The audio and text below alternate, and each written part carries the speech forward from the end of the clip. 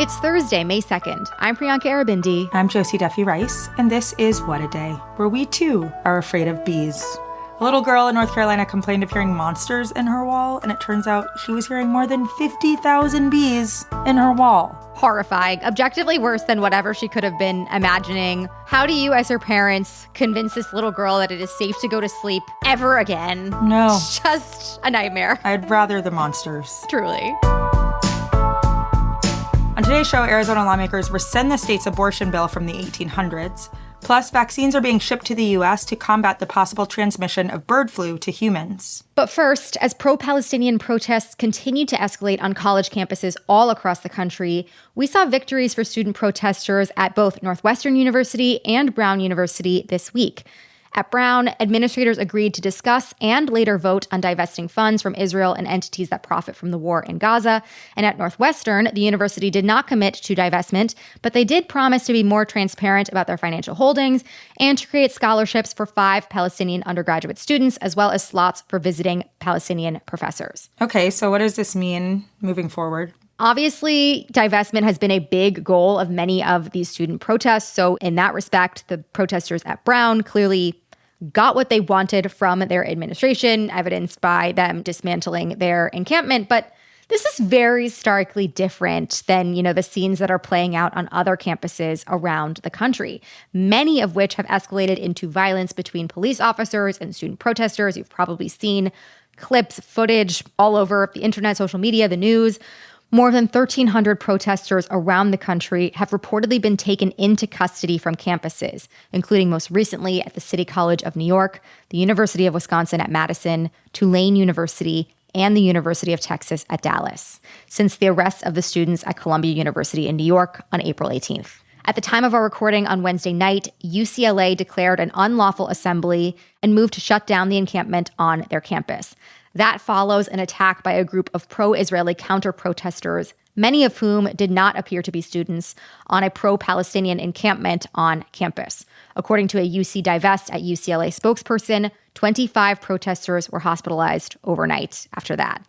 We will continue to follow what happens there, but earlier we spoke with Joey Scott, who is a freelance journalist based in Los Angeles who covers policing and protests, and who was on campus at UCLA on Tuesday night. He witnessed an incident between counter-protesters and students in the encampment. Take a listen. The use of clashes is very inaccurate. A clash implies that two people are on equal footing, and this was not the case. I believe that it should be well clarified. There was one group who instigated all of this, who has been, for the past week, harassing and attacking students within the encampment. These students on campus, they did not antagonize. Within half an hour of my arrival, the counter-protesters overtook the metal barricades that were separating the two groups and began launching them into the encampment. They deployed pepper spray. They threw fireworks. They were wielding broken parts of pallets that they had taken from the barricades and using them to strike people. Protesters were able to get away with this violence for 4 hours uninterrupted by any outside police. Security fled as soon as the confrontation started, leaving everyone for themselves. He described the scene as one of the most violent things that he's ever witnessed in his career as a reporter. It was a surreal experience. It was one of those situations where it felt like somebody could die or somebody could be gravely injured. That is LA-based reporter Joey Scott. We will link to his work in our show notes. Thanks, Priyanka. Meanwhile, the House on Wednesday passed the Anti-Semitism Awareness Act. It's a bill that would require the Department of Education to use the International Holocaust Remembrance Alliance's working definition of anti-Semitism when enforcing federal anti-discrimination laws. The bill passed 320 to 91, so it got broad bipartisan support and broad bipartisan opposition. Critics of the legislation say it would severely infringe on the right to free speech. Okay, I know we will get into the politics behind this bill in just a second, but let's start with the substance here. Obviously, anti-discrimination laws should include discrimination against Jewish people. So how is this bill different from what's already out there? Yeah, like you said, anti-Semitism and discrimination against Jewish people should be prohibited under federal law, no question. It already is under the Civil Rights Act of 1964. But this bill goes much further. It would allow certain criticisms of the state of Israel to be considered prohibited anti-Semitism at universities and certain other educational institutions. You know, this is really alarming, and I believe it should be alarming to everybody, regardless of your perception of Israel, whether you support Israel's policy choices.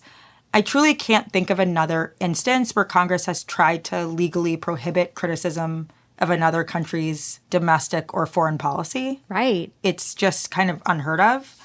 And again, as we've stated, anti-Semitism is unacceptable, no question, but this is a fairly brazen attempt to qualify certain criticisms of a country, Israel, as discriminatory.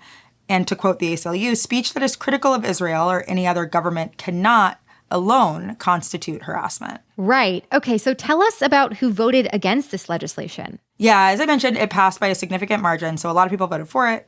91 people voted against it, and many of those were on the far right. Some were also the left wing of Congress. But it was also opposed by a number of Jewish members of the House, including Democratic Representative Jerry Nadler and Representative Sarah Jacobs. She said she voted against the bill because, quote, it fails to effectively address the very real rise of anti-Semitism, all while defunding colleges and universities across the country and punishing many, if not all, of the nonviolent protesters speaking out against the Israeli military's conduct. And it would distract from real anti-Semitism and our effort to address it.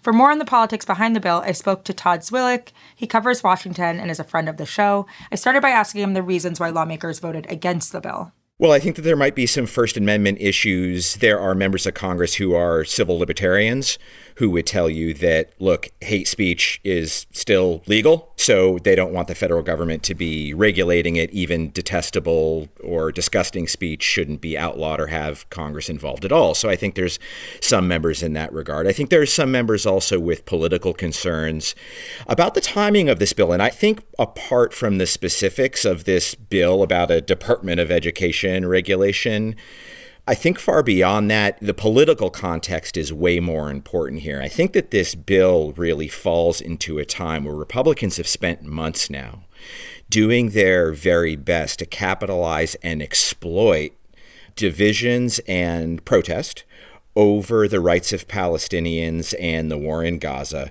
for their own political gain. I think there's plenty of evidence that they've been moving aggressively to sow division in the country and among Democrats here in quite a cynical way. I guess I would ask what the next step is here, because it's also relevant to your point. A few years ago, the very author of this definition of anti-Semitism, Kenneth Stern, testified in front of Congress that this was not drafted or intended to be a tool to target or chill speech on a college campus. My fear is if we similarly enshrine this definition to law, outside groups will try to suppress rather than answer political speech they don't like. The academy, Jewish students, and faculty teaching about Jewish issues will all suffer. Do you see this as something that they really want to be policy, or more as a way of scoring political points right now and making the Democrats look bad? What's clear over the last couple of months is that Republicans have been intent on exploiting protests over the war in Gaza and the confrontation between Israel and Hamas for their own political gains. Now, how do I know that? If you look at just the last couple of weeks, if you like, and since campus protests have really, really ramped up, Republicans with their political strategy and their social media have almost uniformly cast the protests as anti-Semitic. Really nothing else, as anti-Semitic protests, devoid of nuance, devoid of any real content of what protesters are protesting for, really trying to use it to sow division, really among Democrats. And why would that work? Well, American Jews, by and large, generally now, American Jews at 70% vote Democratic mostly. They're also mostly pro-Israel, and at the same time overwhelmingly against the Netanyahu government and its military action in Gaza. They're for a two-state solution. It is a complicated situation, but look at Republican messaging. All of the protesters are anti-Semitic. All of their actions, all of their demands are anti-Semitic, a very binary situation. On the one hand, you might say it's just like a cynical play for Jewish voters. But really, I think what it is an effort to portray chaos in Joe Biden's America, that these protests can't be anything of substance. They can't be anything having to do with human rights or a ceasefire or the dignity of Gazans and Palestinians. It must be just about anti-Semitism. I think the vast majority of Jews in America would tell you that's wrong.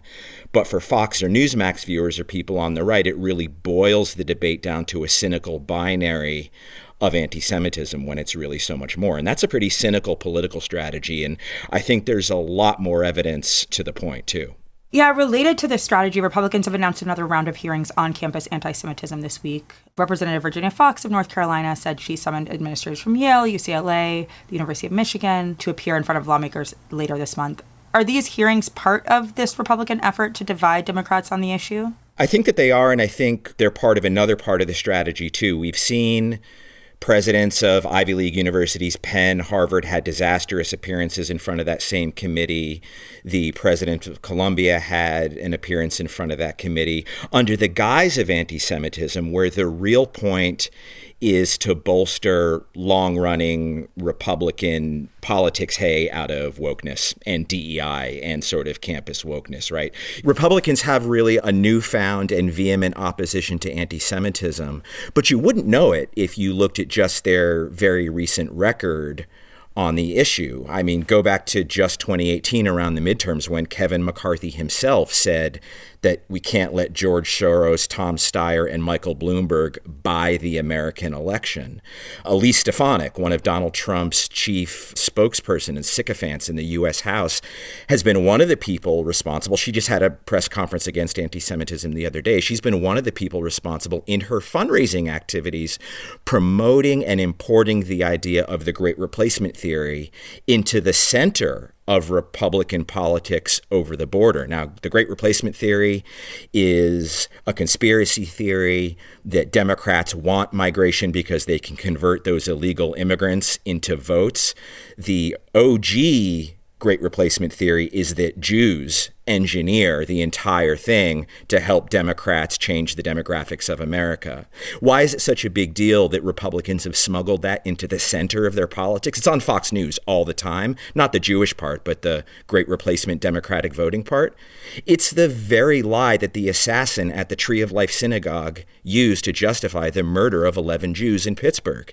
Also the shooting in Buffalo at a grocery store. Also the shooting at a Walmart in El Paso, and the mass murder in Christchurch, New Zealand, a couple of years ago by a gunman there. So it's an extremely lethal and extremely dangerous theory. There are lots and lots of other examples as well. Donald Trump himself, as we know, sat down to dinner with one of America's most notorious and famous neo-Nazis, Nick Fuentes. Holocaust denier, neo-Nazi who has shared his conference with Marjorie Taylor Greene herself all up and down the Republican ranks now, is either acceptance, promotion of neo-Nazis. Donald Trump, we all remember, after the Charlottesville March, refusing to condemn tiki torch carrying neo-Nazis chanting, "Jews will not replace us." He said there were fine people on both sides of that protest. So I say all of that to say that the Republicans' newfound objections to anti-Semitism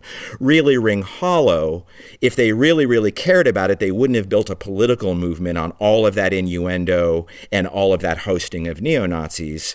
And I think that the recent newfound vehemence against anti-Semitism is a way to drive a wedge among their political opposition and portray an America in chaos when their candidate isn't the incumbent president. That was Todd Zwillich, longtime Washington reporter and friend of the show. And that is the latest for now. We'll get to some headlines in a moment. But if you like our show, make sure to subscribe and share with your friends. We will be back after some ads.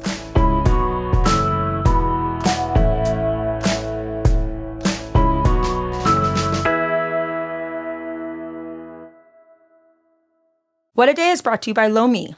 If you're looking for a gift for your mom, aka Mother Earth, Lomi is the perfect option. Lomi transforms your home into a climate solution, lowering your carbon footprint and helping keep the planet a little greener and your home a little cleaner. Yes, we love Lomi. We really do. My mom loves Lomi so much that she actually got her own Lomi. So it is a perfect gift for mom. I was just thinking that I should get my mom a Lomi for Mother's Day. I've gotten it for multiple of my friends. I'm a Lomi influencer. You are a Lomi influencer. And listen, if anyone could convince us, it's you. People know I'm not really into like the outdoors. So when I'm like, this thing is good for nature, they're like, I really must listen because it has to be. Yeah, they're buying it. Yeah. Do not miss out on your chance to get the best gift for yourself and Mother Earth. Order your Lomi today. Head to lomi.com/WAD and use promo code WAD to get $50 off your Lomi. That is $50 off when you head to lomi.com/WAD and use promo code WAD at checkout. Thank you, Lomi, for sponsoring this episode. What a Day is brought to you by Ramp. We are all looking for ways to simplify our finances. Isn't that the truth? Isn't that true? Lord, tax week, man. That is why there's Ramp. Ramp is a corporate card and spend management software designed to help you save time and put money back in your pocket. Two things we love to do. Love that. With Ramp, you are able to issue cards to every employee with limits and restrictions and automate expense reporting so you can stop wasting time at the end of every month. Wow, this is huge. Yeah. Ramp is super easy to use. Get started and start making payments in less than 15 minutes. And now get $250 when you join Ramp. Just go to ramp.com/WAD, ramp.com/WAD, ramp.com/WAD. Cards issued by Sutton Bank and Celtic Bank, members FDIC, terms and conditions apply. This show is sponsored by BetterHelp. Therapy is a safe space to get things off your chest and to work through whatever's weighing you down. If you're thinking of starting therapy, give BetterHelp a try. It's entirely online and designed to be convenient, flexible, and suited to your schedule. Just fill out a brief questionnaire to get matched with a licensed therapist and switch therapists anytime for no additional charge. Therapy is great for, you know that thing that just is like sitting on your shoulder, you can't get over it, and you just sometimes need somebody to talk through it with? Therapy can be helpful for that, you all, okay? You got to get it off your chest, And you can do that with BetterHelp. So visit betterhelp.com/WAD today to get 10% off your first month. That's 10% off your first month at BetterHelp, HELP.com/WAD. Let's wrap up with some headlines. Headlines. Arizona lawmakers voted on Wednesday to reverse the state's Civil War-era abortion ban. 2 Senate Republicans joined Democrats to send legislation rescinding the law to Democratic Governor Katie Hobbs' desk. Governor Hobbs said in a statement that she looks forward to signing it quickly and that, quote, while this repeal is essential for protecting women's lives, it is just the beginning of our fight to protect reproductive health care in Arizona. Last month, the Arizona Supreme Court revived the state's 1864 near-total abortion ban. How could any of us forget? It was batshit bananas, which only included an exception for the life of a pregnant person. The court said Arizona officials could enforce the law after the U.S. Supreme Court struck down Roe v. Wade 2 years ago. This is just the aftermath that we continue to live with day after day after day. Yeah. The Federal Reserve said on Wednesday they're keeping interest rates flat, citing concerns that inflation was taking longer to come down than they had hoped. The Fed kept the short-term borrowing rate in the same range, around 5.5%, the same it's been since last July. This is the highest level it's been in over 2 decades. But Wednesday's announcement isn't a huge surprise to economists since inflation has ticked up in the first few months of 2024. Fed Chair Jerome Powell still expects inflation to wane, but there are still a lot of unknowns. When we get that confidence, then rate cuts will be in scope. I don't know exactly when that will be. The U.S. could have more than 100 million doses of bird flu vaccines available for people within just 4 months, should the disease jump to humans. That is according to health officials who spoke with NBC News. The virus has been spreading quickly among livestock all across the country. 90 million chickens have been infected, and more than 30 herds of dairy cows across 9 different states have seen infections since 2022. The infection spread to humans isn't a concern quite yet, so no need to freak out entirely. There have only been 2 reported cases in the U.S. of people contracting the virus with this current outbreak, but health officials are still worried that the virus could make a more pronounced jump to humans, especially if it mutates. 2 vaccines are ready to go, and a 3rd mRNA vaccine is reportedly being developed. How long until people are drinking bleach after they eat steak or eggs? I don't know. I need viruses to quit it. Quit it. Just stop mutating. Quit it. Just stop being in my life. Give us a break. We need a timeout. What aren't you getting about our signals here? 10-year break on viruses. Read the room. Read the room. Former Nickelodeon producer Dan Schneider filed a defamation lawsuit against the filmmakers of the hit Max docuseries Quiet on Set, The Dark Side of Kids TV. The series made headlines when it dropped in March, detailing how 2 network employees were convicted of sexually abusing children on set. The 5-part documentary featured bombshell testimony from former child stars who witnessed inappropriate behavior while acting on Nickelodeon shows like All That, The Amanda Show, and Zoe 101. Schneider is mentioned throughout the series as the man behind many of Nickelodeon's hit shows. He alleges that the documentary falsely implies that he had any part in abusing the children who worked on his shows, and that the documentary has, quote, destroyed his reputation. Schneider named Investigation Discovery, the production company behind Quiet on Set, in his complaint. Investigation Discovery has yet to comment on the matter. And those are the headlines. One more thing before we go. Ready to get into the good, the ad, and the ugly? In the latest episode of Political Experts React, Pod Save America host Dan Pfeiffer is joined by MSNBC host Alex Wagner to break down viral political ads from Gavin Newsom, the Biden campaign, and Republican voters against Trump. To watch this series, type Pod Save America into the nearest YouTube search bar and make sure to subscribe for more Grade A content. That is all for today. If you like the show, make sure you subscribe, leave a review, listen to little kids when they tell you that something is hiding in the walls, and tell your friends to listen. And if you're into reading and not just news on mutating viruses like me, What a Day is also a nightly newsletter, so check it out and subscribe at crooked.com/subscribe. I'm Josie Duffy Rice. I'm Priyanka Arabindi, and I believe in monsters. Bees, look, we have to save them, but they're also monsters. I agree. They are amazing and terrifying at the same time. Terrifying. 2 things can be true. All things can be true. I don't know about that, but maybe. Yeah, not all things, but those 2 things.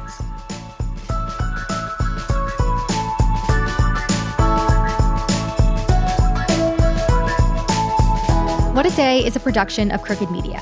It's recorded and mixed by Bill Lance. Our associate producers are Raven Yamamoto and Natalie Bettendorf.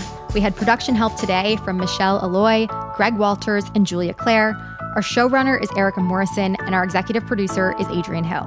Our theme music is by Colin Gilliard and Kashaka.